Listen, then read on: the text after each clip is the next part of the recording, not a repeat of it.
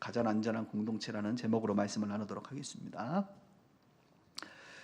우리는 지금 사도행전을 이제 처음부터 공부를 하고 있습니다. 오순절 마가의 다락방에 성령님이 임하시고 나서 그 결과 성령 충만함이 있게 되고 또 은사들이 나타나게 되었죠. 그 성령 충만과 은사들로 말미암아 그것이 계기가 되어서 이제 하나님의 큰 일, 복음을 증거할 수 있는 귀한 기회를 맞이했습니다. 베드로는 이 기회를 놓치지 않고 십자가와 부활의 복음, 예수 그리스도의 복음을 전함으로 말미암아 우리가 아는 것처럼 3,000명이나 되는 사람들이 회개하고 예수님을 영접하는 그런 결과를 얻게 되었습니다. 그리고 그 이유를 한번 생각해 보셨나요? 원근 각처에서 왔던, 오순절을 맞이해서 왔던 사람들은 이제 자기의 집으로 돌아갔을 겁니다. 그죠? 그리고 예루살렘에 사는 사람들과 그리고 예루살렘 주변에 사는 사람들은 무엇을 했을까요? 아마 우리가 예측하건대 계속 이 모임에 참여했을 것이라고 봅니다.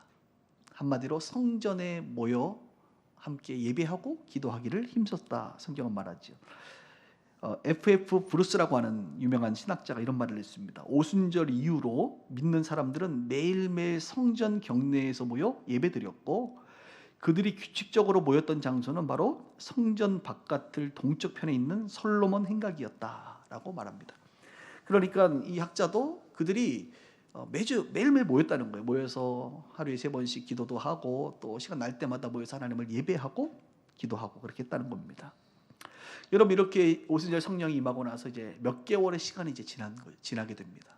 몇 개월의 시간이 지나고 나서 바로 그 유명한 초대교회의 모습, 한마디로 원형교회의 모습이 성경에 등장합니다. 바로 우리가 읽었던 오늘 본문이죠. 이 본문은 매우 유명해요. 그래서 학자들은 이 본문을 가지고 뭐라고 말하죠? 하나님이 디자인한 원래 그 초대교회의 원형의 모습이다. 성경적인 교회다. 건강한 교회다. 뭐 이런 여러 가지 네이밍을 붙이면서 이 교회를 표현하고 있습니다. 그럼 이 교회의 특징이 뭐냐? 3가지가 있는데 첫 번째는 예배, 두 번째는 성장, 세 번째는 섬김이라고 하는 특징이 있어요. 첫 번째 예배와 관련돼서 오늘 우리가 읽은 본문 46절에 보면 날마다 마음을 같이하여 성전에 모이기를 힘썼다. 날마다 마음을 같이 했다는 거예요. 성전에 모였다는 거예요. 온라인으로 이렇게 모였다는 거예요. 예배를 드렸다는 겁니다. 그리고 47절에 보면 하나님을 찬미했다 이렇게 말해요. 그러니까 모여서 모였다는 거, 하나님 찬미했다는 거, 예배잖아요. 그게 예배. 초대교회는, 그 원형교회는 하나님을 예배했구나, 이것을 알 수가 있죠. 두 번째, 이 초대교회 안에서는 성장이 이루어집니다. 성장. 42절에 보니까 사도들의 가르침을 받았다 그랬어요. 사도들의 가르침을 받았다. 이것을 이제 교육을 받은 거죠, 한마디로. 또 서로 교제하며 떡을 떼며 오로지 기도에 힘썼다. 자, 오로지 기도에 힘쓰는 것도, 이것도 여러분 교육이 필요하고요. 또 보세요. 서로 교제하고 떡을 떼고 기도했다. 이게 뭐죠? 우리가 하는 것 중에 우리 소그룹 모임 같은 거 하면 뭐예요? 만나서 밥도 먹고, 그죠? 우리는 밥을 먹죠. 떡을 떼지 않고 밥을 먹고, 그다음 서로 교제하고 나누고, 그다음 서로 기도해주고 이렇게 하잖아요. 한마디로 소그룹 모임을 한 거죠. 또 46절에 보면 집에서 떡을 떼며 기쁨과 순전한 마음으로 음식을 먹었다. 소그룹으로 집에서 모여서 교제했다 이 말입니다. 그러니까 성장을 하는 데 있어서 2가지 아주 중요한 방식이 있는데 바로 교육을 받는 것과 교제하는 겁니다. 아이들도 성장하려면 학교에서 교육받죠. 그리고 이제 성숙한 자들과 교제하다 보면 성숙해지거든요. 이것이죠. 세 번째는 섬김입니다. 섬김. 그들은 어떻게 서로 섬겼느냐? 45절에 보니까 재산과 소유를 팔아. 참 이 말은 없었으면 좋겠는데 성경에. 재산과 소유를 팔아. 어떻게? 각 사람의 필요를 따라 나눠줬다. 여러분들도 빨리 파셔가지고 나눠주시길 바랍니다. 얼마나 힘들어요 이게. 근데 그들은 그랬다는 거예요. 그러니까 완전한 초대교회를 말하는 거죠. 47절에 보면 주께서 그래서 구원받는 사람을 날마다 더하게 하셨다. 전도가 일어나죠. 그러니까 구제와 전도가 있었던 거예요. 여러분, 지금 제가 설명을 하면서 어디서 많이 들어본 개념들 아닙니까? 오른쪽 현수막을 보십시오. 현수막에 보면 우리 교회의 사명이 뭡니까? 바로 예배와 성장과 섬김이고, 그 내용이 바로 초대교회 원래의 모습에서 나온 겁니다. 그래, 빗소교회의 사명은 여러분, 초대교회 원형교회의 영적인 DNA를 현 시대에 맞게 디자인하는 게 바로 우리 교회 사명이 되는 거예요. 다른 거 없어요. 원래 성경이 말하고 있는 거 하는 겁니다. 그래서 우리는 예배하고, 우리는 성장하기 위해서 교육도 하고 소그룹도 하고, 우리는 섬기기 위해서 구제도 하고 전도도 하는 거예요, 여러분. 이것이 원래 교회 모습이에요. 교회는 세상과 다른, 그러니까 세상에서 뭐 동아리 모임이 아닌 거예요, 여러분. 바로 이 일을 하라고, 이런 것들을 하면서 공동체를 이루는 것이 교회입니다. 그런데 요즘에 여러분, 제 마음에 또 다른 하나의 시대적인 사명이 좀 많이 느껴져요. 작년 한 연말부터 이런 단어가 제 마음 가운데 계속 떠오르는데, 기도하면 할수록 뭐냐면, 들어보십시오. 바로 안전한 공동체라는 단어. 안전한 공동체. 이 시대의 성도들은, 이 시대의 수많은 사람들에게는 안전하지가 않아. 코로나가 오면서 더 불안한 것 같아요. 그러면서 제 마음 가운데 우리의 교회는 어떤 교회가 되어야 되느냐? 가장 안전한 공동체가 되어야겠다. 이런 마음을 제가 느끼게 됩니다. 심리학자 중에 메슬로라고 하는 사람이 있어요. 아마 심리학 공부하신 분들은 다 알죠. 근데 공부 안 한 사람들은 몰라요. 다 몰라도 됩니다. 인간의 욕구 이론을 만든 사람이죠.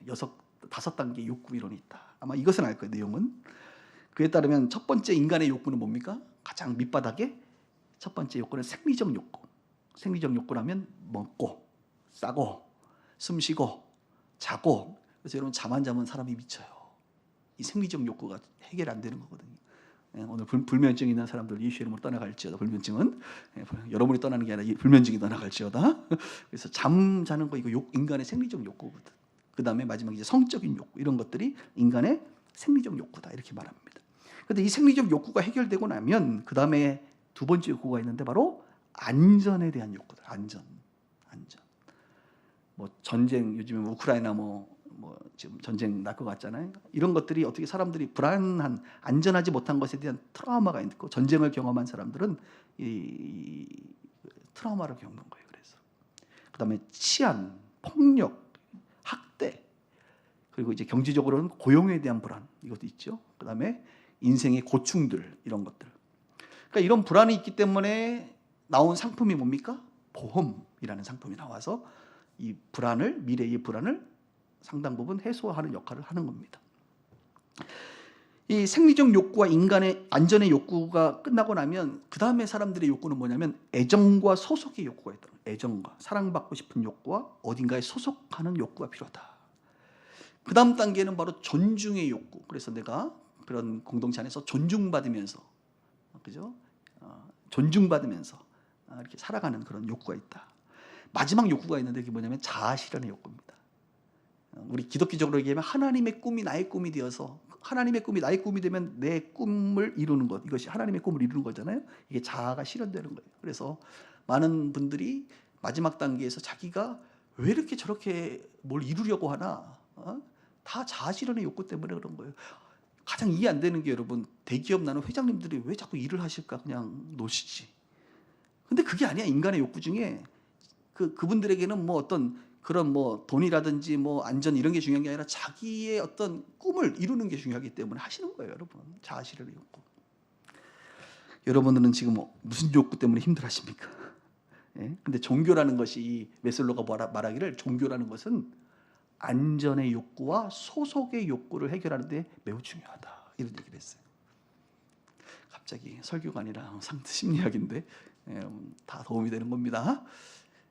그래서 근데 제 마음 가운데 이 교회가, 지금 이 시대의 교회가, 우리 빗소 교회가 이 불안감을 가지고 살아가고 있는 이 시대의 사람들에게 정말 안전한 곳이 되어야겠다, 이런 마음을 제가 요즘 많이 경험한다, 느낀다, 이것입니다. 특별히 빗소 교회에 소속된, 등록된 성도님들에게 가장 안전한 공동체가 되어야겠다. 그리고 실제로 그런 것 같아요, 제가 보니까. 오늘 그것을 좀 여러분들에게 설명하려고 해요. 의외로 우리는 우리 교회가 어떤 교회인지 잘 몰라요. 설명해 주지 않으면. 객관적으로 설명해 줄게요. 첫 번째, 오늘 3가지 얘기할 때 첫 번째, 사명 중에 예배가 있잖아요. 예배. 여러분, 우리 교회 예배는 아주 안전한 예배입니다. 믿으시길 바랍니다. 안전한 예배라는 게 무슨 말이냐? 우리도 초대교회와 같이 성전에, 예배당에 모여서 예배드리기를 힘쓰고 있잖아요. 뭐 주일 예배, 수요 예배, 금요 예배, 기도회, 또 온라인으로 드리는 이런 예배들이 있습니다. 근데 빗소 교회의 예배의 가장 대표적인 특징 중에 하나가 뭐냐? 지금도 어려운 얘기합니다. 우리의 예배는 밑바닥에 신학적 체계가 있는데, 어떤 신학이냐? 개혁주의적 신학과 복음주의적 신학적 체계 위에서 드려지는 예배예요. 개혁주의는 또 목사님 뭐예요? 신학교 가면 이제 배우는 건데, 개혁주의라고 하는 것은 16세기 루터, 칼빈, 잉글리 이런 서양의 유럽 쪽의 종교 개혁자들에 의해서 만들어진 신학적 체계입니다. 굉장히 좋은 거예요. 주로 장로교 신학적 체계라고 말할 수 있어요. 그래서 이들은 종교개혁의 후예자들이라고 느끼고 청교도 유럽 교회의 후예자들이라고 느끼는 거예요.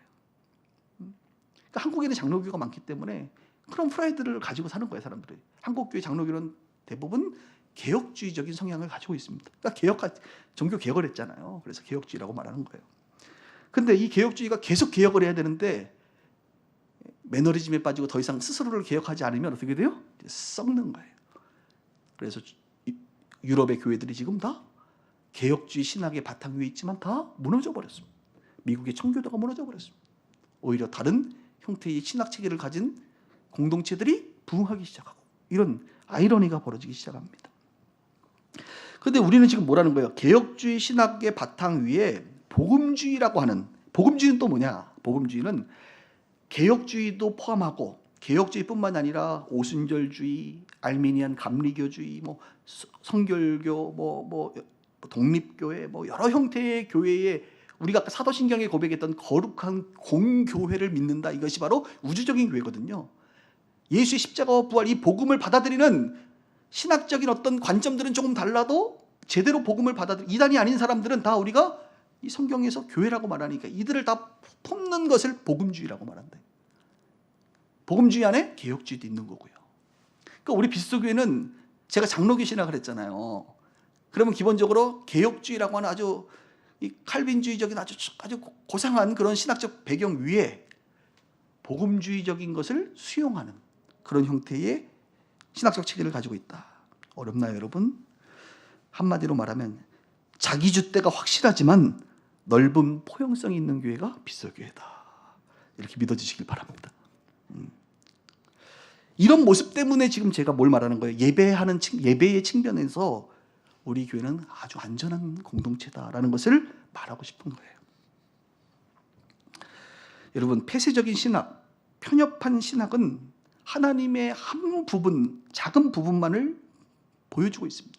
코끼리 뒷다리만 잡고 있는 거하고 똑같아요.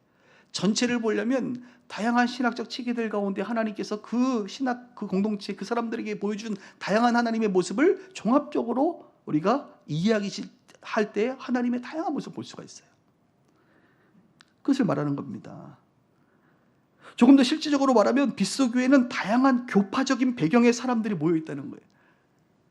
여러분, 지금 여기 앉아있는 분들도 마찬가지예요. 제가 보니까 아주 골수 장로교 출신들도 있고요. 보니까 순복음교회 사람들도 계시고 감리교, 성결교 다양한 사람들이 지금 모여가지고 우리가 빛과 소금의 교회를 이곳에서 이루고 있어요. 근데 놀랍게도 우리의 성령님은 한 성령이시기 때문에 우리 가운데 어떤 신학적인 문제들, 말씀에 대한 지난주 제가 조금 이제 은사적인 것들 얘기해서 좀 당황스러운 분들은 몇 분 있지만 그럼에도 불구하고 우리 교회는 안전하게 서로 존중해주면서 리스펙하면서 수용해주면서 다름을 이해하지만 우리가 한 공동체임을 알고 이렇게 신앙생활을 함께하고 있다 이겁니다. 이게 얼마나 아름다운 모습이에요. 더 재밌는 것은 우리 비스도교회 형제교회들 있잖아요. 노원 빛과 소금의 교회는 목사님이 교단이 어디냐면 장로교 합신측이라 그래. 합신, 제일 보수적인 합신측. 수원교회는 총신 출신이에요. 거기는 합동측이야. 거기는 또 오산교회는 백석측이야. 지난번에 파송했던 우리 서대문 우리 신촌교회 목사님은 장신대 통합측이야. 또 그 교회는 멕시코에 있는 교회는 장로교 대신측이야. 우리는 아직까지 다 장로교들만 모여 있어요. 감리교도 모이고 침례교도 모이고 다 모이겠지만 앞으로는 언젠가는 우리 갈매교는 장로교 베이스의 독립교단의 형태도 띠고 있어요. 그러니까 되게 다양한 교회들이 비스도교회 이름으로 함께 모여서 서로 배우고 서로 성장하는 그런 아름다운 모습을 하고 있다 이겁니다. 더 나아가 여러분 아시는 것처럼 이 교회는 다양한 신학적 배경을 가진 외부 강사들이 오십니다. 외부 강사들이. 이것을 제가 허용하는 이유는 뭐냐면 우리는 복음주의 안에서 그죠? 수용성을 가지고 다 그들에게 들을 게 있다, 배울 게 있다는 것을 저는 생각하기 때문에 그래요. 그래서 우리는 이런 다양한 외부 강사들을 통해서 신학적이고 성경적 관점을 넓혀주는 저는 안전작용을 오히려 한다고 봅니다. 오히려 저의 신학적 체계를 가지고 평생을 여러분 신앙생활하면요, 오히려 그게 여러분들 성숙에 방해가 돼요. 오히려 그게 안전하지가 않은 거예요, 사실. 오히려 수용성 있게. 그래서 많은 사람들이 이 교회를 바라보고, 많은 기독교 언론들이 지금 주목하고 있고, 교단들이 보고 있고, 많은 목회자들이 이 교회를 바라보면서 검증해주고, 그죠? 이렇게 시선들을 바라봐 주는 것이 훨씬 더 안전한 겁니다. 안전한 거예요. 자, 좀 이해가 되시나요? 안전한 교회를 다니시는 거예요. 예전에 어느 한 집사님이 한 7, 8년 된 것 같네, 이것도. 이분이 저에게 이런 고백을 하더라고요. 빗소교의 예배를 정확히 간파한 것 같아요. 어떻게 그런 얘기를 할 수 있을까? 참 그분 똑똑한 분이야. 내가 가만 보니까. 이렇게 얘기해서 들어보세요. 목사님, 빗소교회는, 그리고 목사님은 말씀과 성령의 균형과 깊이가 탁월한 교회인 것 같습니다. 그래서 제가 어떻게 그걸 알았지? 자기가 대형교회를 많이 다녔는데 뭔가 늘 부족한, 말씀이 너무 깊고 좋은데 여기는 성령의 역사나 이런 것들이 좀 부족한 것 같고, 또 반대로 성령의 역사가 있는 교회들을 가보면 또 말씀의 또 깊이가 좀 부족한 것 같고, 그래서 늘 뭔가 이렇게 부족함이 있었는데 할렐루야, 빗소교회를 만나고, 아, 이 교회야말로 말씀과 성령의 깊이 뿌리를 내린 교회구나. 제가 한 게 아니라 그분이 그렇게 얘기했다 이거죠. 그래서 여러분, 제가 그것을 보고 아, 저분이 제대로 봤구나. 왜냐하면 이유가 있어요. 우리는 개혁주의, 말씀의 기본이 되는 개혁주의를 바탕으로 그 위에 복음주의적인 신학을 수용하기 때문에, 한마디로 말씀과 성령의 균형과 깊이를 추구하는 교회이기 때문에 그래요. 그래서 가끔 어느 성도님들이 오면 아, 이 교회는 성숙하신 분들이 많은 것 같아요, 신실한 분들이 많은 것 같아요 라고 말하는 이유가 뭐냐면 우리 교회가 그런 교회예요 원래. 그래서 제가 외부 강사들 오면 자꾸 아멘 유도하지 마라, 우리는 지금 말씀을 깊이 묵상하고 있는 중이다, 그렇게 얘기하는 거잖아요 여러분. 그렇잖아요 여러분, 그죠? 아멘 안 해도 괜찮다니요. 예. 물론 하시는 분들은 더 사랑스러운 분들이고. 근데 초대교회가 그랬어요. 보세요. 사도들의 가르침을 받았다 그랬죠. 근데 거기서 끝납니까? 오로지 기도하기를 힘줬잖아요. 말씀과 성령의 깊이 뿌리를 내린 교회가 초대교회였다는 겁니다. 그런 면에서 우리 빗소교회의 예배를 여러분 안전한 공동체라는 것을 여러분들이 받아들이시면 좋을 것 같아요. 두 번째, 제가 쇠뇌하는 거 아닙니다. 여러분, 있는 것만 얘기하는 거예요. 두 번째는 성장에 관련돼서 우리도 초대교회와 같이 소그룹과 교육훈련을 합니다. 지금은 코로나이기 때문에 조금 어렵지요. 뭐 우리가 식사도 안 하고 떡을 떼는 것도 없고, 교제도 같이 대면으로 하기도 어렵고, 함께 모여서 손잡고 기도하기도 어렵고. 그러나 이 코로나 때 우리가 비대면을 통해서 이런 소그룹 모임을 한다 이겁니다. 또한 초대교회들이 사도들의 가르침을 받듯이 교회에서 목회자들을 통해서 말씀과 교육을 여러분 받고 있죠. 지금도 설교를 통해서 또 교육을 통해서 말이죠. 이런 것들을 통해서 신앙의 성장이 이루어지는 겁니다, 여러분. 그런데 제가 오늘 제일 강조하고 싶은 게 뭐냐면 우리 빗소교회의 시그니처가 있다. 요즘 시그니처라는 말을 유행처럼 쓰고 있더라고 보니까 기업들이. 시그니처라는 말이 뭐 어떤 대표 상품, 명품 뭐 이런 거잖아요, 그죠? 그 빗소교회의 시그니처가 뭐냐? 누가 물어본다면 저에게. 목사님, 빗소교회가 다른 교회와 다른 가장 빛나는, 가장 내가 이 교회를 다녀야 될 이유가 무엇입니까? 라고 저에게 물어본다면 저는 과감하게 셀 모임입니다, 이렇게 말하고 싶어요. 셀 모임입니다. 지금 셀 모임에 참여하신 분들은 그 느낌을 알 거고, 참여하지 않은 분들은 이걸. 그러니까 우리 빗소교회를 다니면서 여러분 셀 모임 안에서의 그 시그니처를 맛보지 않고 그냥 대중적인 그 제품만 쓰다가 가실 거예요, 여러분. 그게 뭐냐? 이거 설명해 줄게 내가.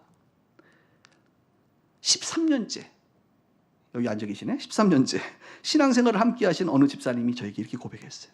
목사님,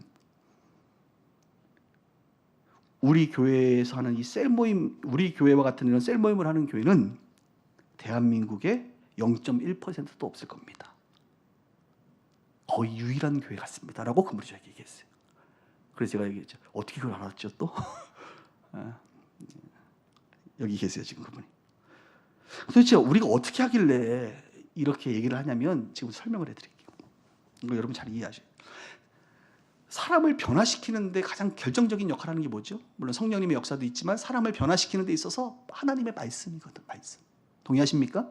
하나님의 말씀은 살았고 운동력이 있어서 영과 후가 관절과 골수를 찔러 쪼개고 우리의 생각과 마음을 판단하는 놀라운 능력이에요. 그 말씀이 결국 우리를 바꾸는데 이 말씀이라는 것이 문자적인 말씀, 글이 아니라 하나님의 메시지란 말이에요. 나를 향한. 설교를 들으면서도 하나님이 여러분 각자를 향해서 주시는 메시지를 로고스라기보다는 레마의 말씀이라고 어느 학자들은 말하는데 어쨌든 이 말씀이 우리를 변화시킨다 이겁니다. 그래서 설교를 들을 때 성경을 읽을 때 큐티를 할 때 이런 말씀들이 살아서 내 영혼을 찌르거든. 회개케 하고 우리를 세우기도 하고 우리를 위로하기도 하고 이렇게 말씀이 우리 가운데 역사한단 말이에요. 그런데 저는 그거는 한국교회가 다 하는데 그것 이상이 좀 필요하다. 뭐냐? 우리 성도님들이 기도를 하는데 기도하면 기도에 응답이 있어야 되고 이 내 삶 가운데 주님이 나에게 말씀하시는 바들을 우리가 좀 더 폭넓게 좀 들을 수 있어야 되는데 잘 안 들리거든. 이게 잘 모르겠거든. 왜? 내가 기도하면 너무 내 주관, 내 생각이 나를 지배하고 있기 때문에 분별이 안 돼요. 여러분 저도 마찬가지. 저도 제 기도 놓고 기도하면 잘 모르겠어. 나도 헷갈려. 근데 남의 것 기도해주면 기가 막히게 분별이 됩니다. 왜? 객관적이니까. 사심이 없으니까. 우리 교회는 어떻게 소그룹을 하냐? 다른 교회들은요, 소그룹 할 때 말씀을 나누죠. 은혜 나눕니다. 네, 은혜 나눠요. 그리고 기도 제목 나눠. 삶과 기도 제목을 나눠. 그리고 어떻게 해요? 그 기도 제목 가지고 같이 기도해. 1, 2분 정도 기도하고, 자, 안녕 하고 이제 가요. 그게 끝이야, 그냥. 그러니까 말씀 나누고 기도 제목 나누고 기도해주고 끝난단 말이지, 다른 교회는. 한국 교회가 다 그렇게 합니다. 우리 교회는 근데 개척을 할 때 제가 경험해 보니까 그거 가지고는 안 된다. 그 다음이 중요하다. 기도를 하잖아요. 기도를 말씀 나누고 기도를 하는데 내 기도 제목을 가지고 여러 사람들이 기도해 줄 거 아닙니까? 5명이 모이면 5명 기도해 줄 때 그 사람들에게 하나님의 감동이 임한다 이거예요. 나를 향한 위로의 메시지, 권면의 메시지, 사랑의 메시지, 축복의 메시지. 이 메시지가 하나님의 말씀이 되어 나에게 전달될 때 이 말씀이 나를 위로하기도 하고 나에게 권면을 주기도 하고 나를 이렇게 세우기도 하고. 그래서 여기 앉아있는 어느 집사님 늘 기도하더라고. 어느 집사님이 기도하다가 저에게 하나님 나를 사랑하신다라는 이 말이 나에게 어느 순간 확 와가지고 그 말씀이 나를 지금 이렇게 세우고 있다. 이런 고백을 하는 거죠.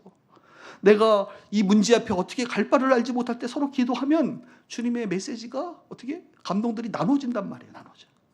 근데 이 말씀이 나눠질 때 좀 위험하죠. 왜? 이 말씀은 날선 검이기 때문에 축복의 메시지, 블레싱하고 주님의 말씀이 나눠져야 이게 사람을 살리는데 까는 말씀, 저주의 메시지가 나오면 어떻게 돼? 사람을 죽인단 말이죠. 그러니까 이거는 쉽게 다룰 수 있는 문제가 아니에요. 이런 말씀을 전하는 것은 쉬운 일이 아닙니다. 여러분 와서 한번 해보실래요? 설교 30분 하는 게 쉬운 일이 아니에요. 기도 3분 하는 것도 얼마나 어려워요, 여러분. 말씀을 나누는 건 쉬운 일이 아닌데 우리가 기도하고 내가 받은 그 감동이 하나님의 감동일까?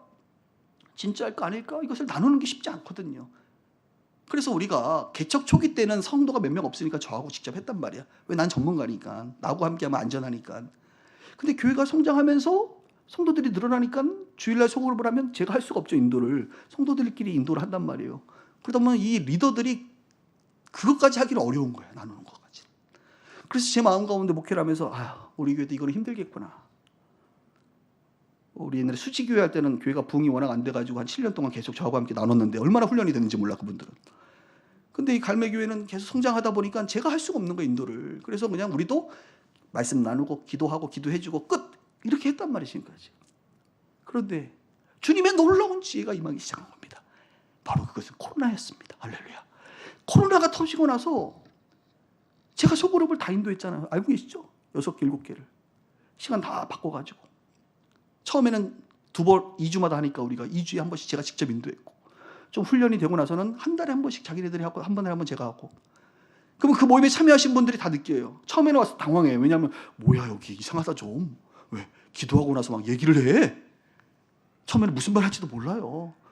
그래서 나중에는 목사님 제가 여기 있는 게 맞는지 모르겠어요. 저분들 막 얘기하는 거 보니까 좀 이상하다는 말은 못하고 성숙하신 것 같아요. 뭐 이렇게 얘기한단 말이죠. 어? 근데 내가 그래도 있어봐라. 있어보면 당신도 이게 무슨 말인지 알아들 것이다. 하나님의 음성이 들린다는 게 무슨 말인지 알아들 것이다. 그래서 있다 보니까 6개월을 있고 1년을 있고 1년 반을 있고 2년을 지금 하다 보니까 참여하고 있는 우리 소그룹 멤버들이 다 이것을 이해하고 이제는 나누라고 하면 잘 나눠요, 여러분. 이상한 얘기 안 해. 상처 주는 얘기 안 해요. 어떻게 나눠야 되는지를 배운 거예요, 이분들이. 그래서 이제 코로나가 끝나도 제가 다시 소망을 갖게 된 거예요. 드디어 내가 꿈꿨던 이 소그룹이 코로나를 통해서 이루어졌구나. 앞으로요, 코로나 끝날 때까지 내가 집중해서 이 부분을 훈련하면 이제 누가 와도 성도들끼리 이 모임을 할 수 있겠구나. 이 모임이 얼마나 위대한지 말해 뭐해 진짜. 시그니처야, 시그니처. 그냥 이거를 경험하지 않으면 안 돼요, 여러분. 소그룹에 참여하지 않으면 혼자 신앙생활하는 거, 하나님과 나가 독대하는 거예요. 나를 위해서 기도해 줄 사람도 없고 공동체도 없고 외롭게 이 험한 들판에 광야 같은 곳에서 혼자 신앙생활한다니까. 그렇게 하실 거예요, 여러분. 진짜 협박하는 건 아닙니다. 앞으로 함께 하자 이거지. 함께. 자주 못 갈 것 같아. 괜찮아. 2달에 한 번만 들어와도 괜찮아. 거기에 들어가 있으면 기도해 줄 거 아닙니까? 멤버십이 중요하거든요. 소속이 중요하거든요. 그래서 저는 이 시그니처, 이 우리 교회의 이 소그룹이 대한민국의 거의 유일한, 이것은 담임 목사의 은사와 연관되어 있기 때문에 그래요. 예언적 사역이기 때문에 이것을 여러분들이 맛보아 알았으면 좋겠고, 그래서 속으로 하다 보면 처음에는 들쑥날쑥 힘들거든. 왜 참여하려면 시간이 오늘 피곤하다, 오늘은 그만하고 싶다. 이 그만하고 싶다의 마귀의 미혹이 끊임없이 찾아와. 인도하는 나도 오늘은 내가 인도 안 하고 싶다. 근데 내가 인도를 안 하면 어떡할 거야 오늘. 그죠? 이 유혹이 끊임없이 오지만 항상 하는 말이 뭐예요? 참여하고 끝나고 나면 다들 생수 한 그릇 떠먹듯이 시원한 뭔가 하길 잘했다. 이런 고백이 나오는 거예요. 여러분들도 오늘 예배 오기 너무 싫었잖아. 춥고. 근데 예배 끝나고 나갈 때는 어때요? 오늘 은혜 받았다. 오길 잘했다. 이렇게 고백했으면 좋겠네요. 예, 뭐 이런 겁니다. 그래서 우리가 성장에 있어서 빗소교회가 여러분들의 인생의 문제에 아주 중요한 안전한 공동체라고 하는 사실을 여러분들이 속으로 공동체를 누렸으면 좋겠어요. 마지막 3번째 얘기할게요. 이것도 오늘 정말 센 얘기들만 합니다. 제가 요즘 사도행전을 제가 새롭게 좀 세게 얘기하고 있는데, 자, 우리도 초대교회 같이 지금 구제와 전도를 해야 하나요? 합니다. 특별히 성도들을 구제하는 게 제일 중요해. 일단 우리 교회 식구들부터 챙겨야 돼요, 여러분. 그리고 지역사회, 국내, 해외 이렇게 우리가 구제를 한단 말입니다. 그런데 오늘 성경에 뭐라 그래요? 초대교회가 재산과 소유를 팔아 각 사람의 필요를 나눠준다는 거예요. 그러니까 나눠주려면 줄 게 있어야 돼, 줄 게. 그런데 이 주려고 하는 게 뭐냐? 때로는 재산과 소유를 내놔야 된다는 거예요. 팔아야 된다는 거예요. 이게 가능할까요? 저는 사도행전 공부하면서 이게 가능할까? 근데 제가 꿈꾸는 교회는 사도행전의 교회거든요. 가능해요. 가능해. 빛과 소금의 교회, 이게 실제로 일어나요, 여러분. 너무 많은 이야기가 있지만 지난주에 얘기 하나 해드릴게요. 지난주에 있었던 이야기. 지난주에 광고했잖아요. 우리 고정의 권사님께서 심장 수술을 받을 예정이니까 기도해 주세요. 이렇게 광고를 했어요. 예배 끝나고 이제 우리 강장로님이 제 목양실로 왔어요. 오자마자 제가 눈치챘죠. 고정의 권사님 얘기하러 왔구나. 앉더라고. 그래서 목사님, 고 권사님 다음 주에 심장 수술하는데 병원비 어떡하죠? 그래서 어떻게 할까요? 그랬더니 제가 기도하면서 하나님 앞에 하나님 감동 주셔가지고 제가 100만 원은 제가 하겠습니다. 그러더라고. 멋있어, 그죠? 사람이 안아주고 싶더라고. 그냥 너무 멋있어 사람이. 그래서 내가 100만 원 자기가 하겠대. 그래서 나머지는 어떻게 할까요? 그러더라고. 제가 뭐라 그랬어요? 제가 할게요. 이랬을 것 같아요. 아니요. 교회가 해야죠. 교회가 이렇게 했죠. 교회가 하면 됩니다. 뭐 얼마 안 될 거니까. 그랬더니 그렇게 한번 하시죠. 큰 돈 아니니까. 이제 그러고 이제 갔단 말이에요. 근데 여러분, 우리 그 고정의 권사님 어떤 분이냐면 아시는 분 아시겠지만 평양에서 탈북하신 분입니다. 이분은 가족이 없어요. 호련단신이야. 그래서 강장로님이 사실 아들 역할을 하고 계세요. 그리고 또 우리 딸 역할 하시는 우리 집사님이 계시거든요. 그러니까 북의 손주들, 딸들 있어요. 늦게 찾았어요. 그러니까 늦게 찾고 나서부터 이 고정의 권사님은 수급자죠. 당연히 정부로부터. 탈북자니까 돈 월급 받는 거죠. 어떻게 보면 정부로부터 지원받고 병원비, 치료비 상당 부분 정부가 지원받습니다. 우리나라 정부 사회복지 나름 잘 돼 있는 거 있어요. 해요. 그래서 크게 비용은 안 들 거라고 생각을 했습니다만 그래도 모르니까 일단 안전하게 100만 원 플러스 알파는 아마 교회에서 감당하겠다 이렇게 얘기를 한 거죠. 우리 권사님한테 제가 하는 말이 있으면 이 권사님이 자식을 찾고 나서 하는 게 뭔지 아세요? 그 수급비 얼마나 된다고 그거를 모아. 모아가지고 200만 원 모이면 보내, 북으로. 북한은 탈북자, 남한에 있는 탈북자들 때문에 사시는 분들 많아요. 자식들이 있는데 고난의 행군 중인데 지금 북한은 이 추운 날 엄마 입장에서 딸들, 손주들 위해서 나는 이렇게 따뜻한 데 사는데 보내고 싶지 않겠냐고. 표정이 왜 이래요? 여러분들이 한번 입장 바꿔 생각해 보시라고요. 보내고 싶지 않겠냐고. 그러니까 200만 원 모으면 맨날 보내는 거야. 그럼 내가 200만 원 보내면 얼마 들어가요? 그러면 100만 원 들어간대. 수수료가 50%요. 그 브로커들.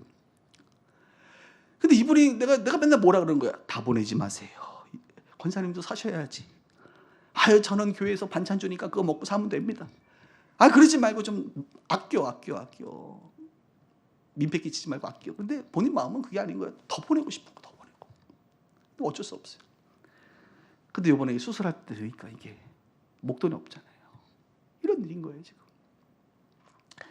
그래서 제가 어제 우리 전사님이 이제 중보기도팀의 기도 제목을 이제 올렸는데 이번 주에 아마 우리가 60명이 지금 중보기도팀에 들어와 있거든요, 여러분. 엄청납니다. 지금 중보기도가 굉장히 강력해요. 웬만한 병들은 다 고치는 것 같아요. 그래서 지금 기도 제목이 다 응답되고 있어요. 근데 고건사님이 병원에서 수술해야 된다고 갔잖아요. 근데 다시 찍었는데 갑자기 혈관이 깨끗해졌대, 이분이. 그래가지고 수술 안 해도 된대. 그래서 오늘 왔어요. 참 희한한 일이 벌어졌어요, 이번에. 근데 어쨌든 간에 수술을 이제 해야 되는데 전사님 기도 제목을 이제 뭐라고 썼냐면 우리 고정희 권사님이 언제 수술을 있습니다. 기도해 주세요. 그리고 치료비를 위해서 기도해 주세요. 이렇게 얘기를 했단 말이야. 거기다 치료비를 쓴 거야, 이분이. 지혜롭게. 그러니까 60명의 사람들이 기도를 했을 거 아닙니까? 저도 기도하고. 근데 기도하신 분들 중에 어느 분이 성령의 감동이 있는 거지요. 이번에 치료비를 내가 좀 섬기겠다. 이런 마음을 갖고 몇 분이 교회의 목적 헌금으로 주중에 헌금을 하셨대요. 목적 헌금 고정의 치료비 해가지고 10만 원, 20만 원 이렇게 보낸 거예요. 제가 그걸 보는 순간 눈물 나더라고. 뭐에 눈물이 나느냐? 강장로님이 100만 원은 제가 하겠습니다. 이것도 감동인데 성도들이 성령의 감동을 따라 이렇게 목적 헌금을 그분의 치료비를 조금이라도 자기가 돕겠다고 하신 것들을 보니까 이게 초대교회가 아니고 뭐겠냐. 그래서 치료해도 안 되는 병은 안 고쳐줄 건데 제가 고쳐져서 멀쩡히 살 거면 고쳐야 되지 않겠어요, 여러분? 네? 뭔 얘기를 하고 싶냐?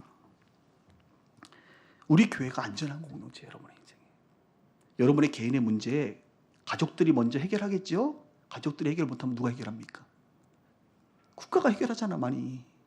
국가가 해결 못하면 마지막에 누가 해결해요? 한강에 가는 거야, 한강에. 근데 저는요, 여러분들에게 마지막에 어디가 있냐? 빛과 소금의 교회가 있다는 사실을 기억하시기 바랍니다. 국가에서 못 해주는 것 마지막에는 우리 교회가 저는 감당할 수 있으리라고 봐요. 아멘이 없네, 주여. 감당해요, 여러분. 제가 조금 더 얘기할게요. 여러분 그거 아세요? 왜냐하면 이제 최근에 오신 분들이 많기 때문에 예전에부터 있던 우리 교회 정책이 몇 가지가 있는데 그 중에 하나를 소개해 드릴게요. 활용할 수 있는 분들은 활용하세요. 우리 교회는 금융지원 프로그램이 있어요. 뭐 대선 주자만 그런 정책이 있는 게 아니야. 우리 교회도 예전부터 금융지원 프로그램이 있는데 이 프로그램은 뭐냐? 이겁니다. 목회를 하다 보니까 이 성도님들의 가정 경제가 위기를 맞을 때가 있어요. 위기를.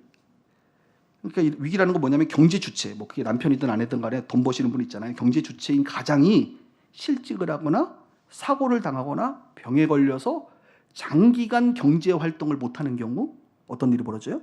경제적 어려움을 겪지 않은 시비. 근데 그동안 모아놓은 좀 자산이 있으면 어떻게 돼요? 버틸 수 있죠? 뭘로? 1금융 대출을 받을 수 있습니다. 뭐 집을 담보로 한다든지 신용을 담보로 한다든지 뭔가 이렇게 담보물을 주고 1금융으로부터 대출을 받아서 쓸 수 있어. 지금 제가 이상한 얘기하고 있죠? 지금 여러분 좀 오해하지 마세요. 지금 신앙을 얘기하는 겁니다. 제가 우리 삶을 얘기하는 거예요. 그러면 이제 이자가 몇 프로? 잘 아시죠? 3% 정도 되지 않겠습니까? 그래서 살아. 그러면 우리는 그런가 보다 해요. 기도만 해주고. 근데 이분이 담보물이 시원찮아. 그러면 1금융에서 어디로 넘어가요? 저축은행 2금융으로 넘어갑니다. 이자가 5%, 6% 나와요. 이때도 저는 눈 하나 깜짝하지 않아. 뭐 알아서 살겠지 뭐. 기도하는 거예요. 근데 2금융도 안 되시는 분들이 그 다음 넘어가는 곳이 어디예요? 카드론. 현지라고 아세요? 현지? 친하십니까? 현금 지급이라고 있습니다. 현지.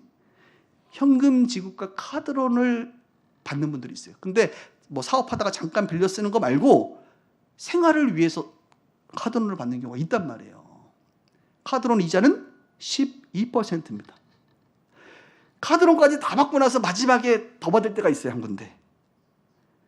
사채라는 전문 기관이 있어요. 사채. 20%입니다. 20%. 자, 우리 교회는 제가 이제 경제적인 이 부분이 좀 열려있는 사람이기 때문에 카드론부터 빨간 등을 딱 켜고 주목하기 시작해요. 카드론을 받았는데 이 사람이 갚을 수 있는 능력이 안 된다 하면 어떻게 됩니까? 여러분, 이자가 늘어나니까 가정 경제가 순기능에서 역기능으로 돌기 시작해. 그리고 사채로 가고 파산하게 됩니다. 회복 불가능할 가능성이 높아. 그래서 교회에서 어떤 정책을 했냐? 카드론을 받게 되면 카드론의 이자만큼은, 원금은 안 갚아주죠, 우리가 당연히. 이자만큼은 1년이 되든 2년이 되든 이 사람이 원금을 갚을 수 있는 상황이 될 때까지 좀 교회가 좀 부담해 주자. 물론 많은 금액은 아닐 거예요. 여러분, 카드론 받아봐야 아마 몇천 안 될 거거든요. 뭐 1,000만 원 미만일 수도 있고.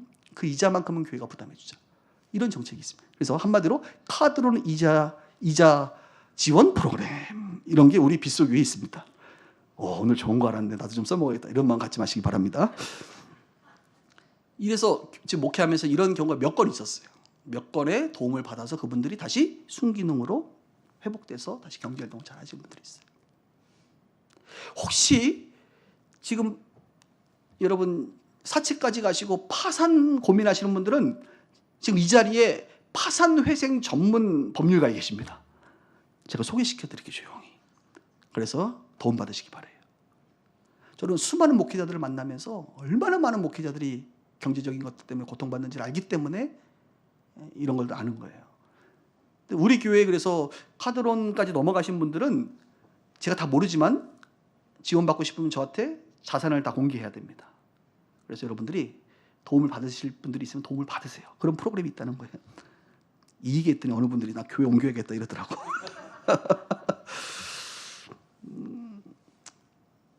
여러분, 그분에게 복음은, 그런 분들에게 정말 교회가 도와줘야 될 것은 그런 거, 실제적인 거, 실제적인 거. 막연하게 내가 기도해 줄게.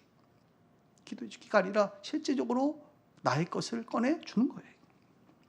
그런데 교회가 감당하기 어려운 게 있어요. 우리 교회가 작은 교회이기 때문에 감당이 그렇게 큰 금액을 못 합니다. 그런 경우는 어떻게 하느냐? 우리 교회 성도 개인들이 감당을 해주거나 제가 감당을 합니다. 이거는 좀 고민을 하다가 얘기를 그냥 하는 게 좋겠어요. 제가 여러분 작년에 할렐루야 집을 판 거 아시죠? 오늘 성경 그대로예요. 그죠? 집을 팔았다 그러잖아. 여기 재산과 소유를 팔아. 제가 작년에 팔았어. 할렐루야. 많이 남았어. 엄청 남았어. 그 중에 반은 제가 어딘가 쓰고 반을 우리 교회 성도들에게 나눠줬다는 말은 아닙니다. 빌려줬습니다. 오늘 설교할 때 교동문에 보니까 이자를 받으려고 꾸어주지 말지는 이런 말 나오던데 여러분 이자는 안 받습니다. 저는. 근데 그 금액이 거의 2억 가까이 돼요. 2억 가까이 돈을 사용증 없이 그냥 제가 이렇게 쓰시라고. 여러 사람이 지금 제 돈을 받고 지금 쓰시는 분들이 있어요. 아멘. 네, 여기도 계세요. 네. 이 말 듣고 목사님 써야겠다. 그거 하지 마세요. 이제 없어요. 다 줘. 그리고 한마디 합니다. 담임 목사 돈 띄어 먹으면 인생에 화가 임한다. 이자는 안 줘도 된다. 나중에 밥이나 한번 사라. 그렇게 해요. 줘요 저는. 이렇게. 저는 이게 성경에 그래서 제가 돈 다 떨어지면 그 다음에 제가 어떻게 할 거냐? 잘 들으세요. 우리 교회 돈 많은 사람한테 가서 내가 무릎을 꿇고서라도 그 사람에게 지갑을 꺼내서 여러분 나눠줄 겁니다. 아니 제가 그런 의지가 있어요. 우리 돈 많은 사람들 좀 있거든 몇 분. 집사님 갑자기 보자마자 무릎을 확 끌어버려야지. 목사님 왜 그랬어요? 돈 좀 줘요. 왜, 무슨 일 있으세요? 우리 교회 어떤 형제가 자매가 너무너무 힘든데 내가 아무리 좌로 봐도 우로 봐도 위로 봐도 아래로 봐도 이거는 도와줘야 될 것 같다. 이 위기를 극복할 수 있도록 우리가 좀 버팀목이 돼야겠다. 3천만 원만 내놔봐. 이제 교회 떠나시 이제 직면하는 거지. 남이 거 한 번만 도와줘요. 그래서 내가 이게 아비의 마음 아니겠어? 아비의 마음. 그죠? 여러분 이런 교회 있어요? 전 대한민국에 없는 것 같아요. 내가 보니까. 한 가지 더 얘기하면 교회에서 돈거래 하지 마십시오. 제가 늘 이렇게 가르쳐요. 여러분 성도들 간의 돈거래를 우리 교회는 하면 안 됩니다. 또 권면합니다. 우리 교회에서 영업하시는 분들 영업행위 안 돼요. 물건 파는 거 이런 거 곤란합니다. 강매 이런 거 안 됩니다. 다단계 활동 뭐 알아서 밖에서는 하시지만 교회에서는 안 돼요. 아시겠죠? 하려면 저하고만 하세요. 돈거래 저하고만 하시고 다단계 제가 다 팔아드릴 테니까 저하고만 하세요. 여러분 영업활동 제가 다 도와드릴 테니까 저하고만 하세요. 성도들하고 하지 마세요. 이거는 짚고 넘어가는 거예요. 제가. 교회가 무너져요. 안 돼요. 그거는. 정책적으로 하고 각자 성도들과 목회자가 도와드릴 수 있습니다. 제가 설교를 이제 마무리할게요. 준비하면서 제 목회 철학을 하나님이 다시 떠오르게 했어요. 이 말씀 가운데. 목회 철학이 뭐냐? 그 중에 하나가 고린도전서 4장 15절 말씀인데 그리스도 안에서 1만 스승은 있으되 아버지는 많지 않다. 우리 교회는 아마 큰 교회는 안 될 것 같아. 왜냐하면 제 목회 스타일 자체가 1만 스승이 되려고 하고 싶지 않거든. 나는. 저는 목양을 제가 직접 하고 싶거든요. 물론 중간에 사역자들이 돕긴 하겠지만 저는 영적인 아비가 되고 싶은 거지. 이 성도들의 삶을 하나씩 살펴가면서 함께 아버지가 자식을 대하듯이 목자가 양을 살피듯이 저는 그렇게 목회하고 싶거든. 그런 교회를 꿈꾸거든요. 그런 교회야말로 이런 일들이 가능하다고 저는 보기 때문이죠. 이건 1부 때는 얘기 안 했는데 제가 꿈꾸는 게 하나 있어요. 이건 언제쯤 이루어질지 모르겠지만 마이크로 크레딧이라고 들어봤어요? 모르죠? 얘기 안 할게요. 그거 좀 하고 싶어. 마이크로 크레딧. 그래서 제가 고민하고 있어요. 나부터 좀 시들을 넣을까? 좀 모아가지고 마이크로 크레딧 사업을 우리 교회 식구들에게 좀 해주면 참 좋겠다. 이런 꿈이 있어요. 근데 아직까지 도전은 못했어요. 제가 우리 교인들을 너무 부담 주는 것 같아서 도전은 안 하지만 그냥 꿈이 있어. 우리 교회 돈 많은 분들이 있으면 1,000만 원, 2,000만 원 좀 내놔봐. 시드 모아가지고 한 1억, 2억 모아놓으면 그거 가지고 협동조합처럼 좀 우리 교회 성도들 가운데 비즈니스 뭐 장사를 한다든지 소액 창업을 한다든지 좀 그렇게 은행 역할을 좀 해주면 참 좋겠다. 이런 꿈이 있어요. 제 안에. 4차 산업혁명 시대의 공유경제의 꿈을 그러니까 우리가 기타 꿈을 통해서 지금 이루고 있지 않습니까? 한 발짝 나아가고 싶은 마음이 있어요. 저는 여러분들이 꿈꿨으면 좋겠습니다. 빛과 소금의 교회가 예배적으로 성장에 있어서 섬김에 있어서 안전하구나. 내 형제들에게 말하지 못할 이야기를 때로는 교회를 통해서 내가 도움도 받을 수 있겠구나 라고 하는, 그리고 우리가 서로 헌신하면서 그렇게 초대교회의 모습을 이루어 나갔으면 좋겠어요. 너무 이상적인가요? 아니요. 할 수 있어요. 이미 하고 있어요. 우리가 이 비전 앞에 우리가 함께 동참할 수 있기를 주님의 이름으로 축복합니다. 기도하십시다.